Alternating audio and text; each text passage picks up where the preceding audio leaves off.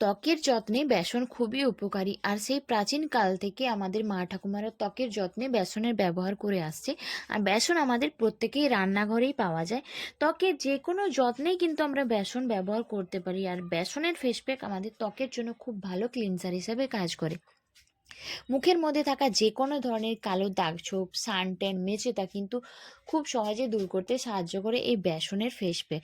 আর এই বেসনের সঙ্গে মাত্র কয়েকটা জিনিস মিশিয়ে যদি তোমরা মাখতে পারো, তাহলে মুখের মধ্যে থাকা যে কোনো ধরনের সমস্যা কিন্তু খুব সহজে দূর হয়ে যাবে। যাদের মুখের মধ্যে প্রচুর পরিমাণে ব্রণর দাগ ছোপ আছে, মুখের মধ্যে প্রচুর পরিমাণে তিল, মেচেতা, তারা যদি বেসন আর টক দইয়ের ফেস প্যাকের সঙ্গে মাত্র কয়েকটা জিনিস মিশিয়ে মাখতে পারো, তাহলে মুখের মধ্যে থাকা যে কোনো ধরনের দাগছোপ কিন্তু খুব সহজে দূর হয়ে যাবে।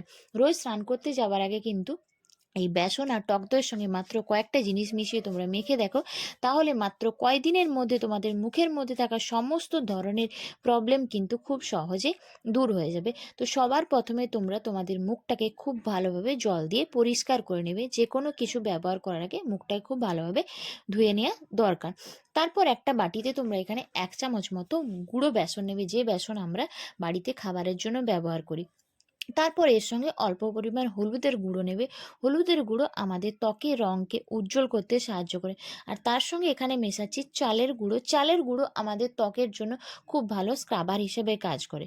তারপর এখানে তোমাদেরকে মেশাতে হবে 1 চামচ মতো টক দই। টক দইয়ের মধ্যে থাকে ল্যাকটিক অ্যাসিড, যা আমাদের মুখের মধ্যে থাকা সানট্যানকে দূর করে, ত্বকের রঙকে উজ্জ্বল করতে সাহায্য করে টক দই। আর এই সব মিশ্রণটাকে খুব ভালোভাবে মিশিয়ে নিয়ে তোমাদেরকে শেষে আর একটা জিনিস কিন্তু মেশাতে হবে।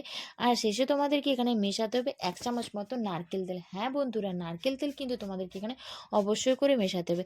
নারকেল তেল আমাদের ত্বকের চামড়াকে টান টান রাখতে সাহায্য করে, মুখের মধ্যে বয়সের ছাপ কিন্তু সহজে পড়তে দেয় না এই নারকেল তেল।